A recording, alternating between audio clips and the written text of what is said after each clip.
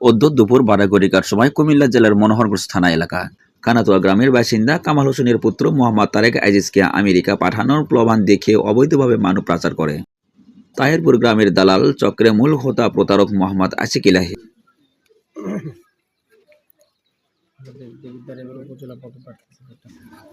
মোহাম্মদ আশিক ইলাহির বিরুদ্ধে 45 লক্ষ টাকা হাতিয়ে নেওয়ার আইনিত অভিযোগ করে জাতীয় অপরাধ পর্যবেক্ষণ তদন্ত টিমে।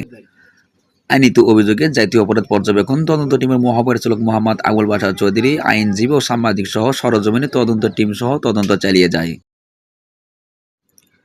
সরজমিনে তদন্ত করে জানিতে পায় মোহাম্মদ আশিক ইলাহি জামায়াতে ইসলামী জঙ্গিবাদের সাথে জড়িত। আজান বাবু Raju, Joy television, Dhaka. Mobile phone passport number টাকা ছিল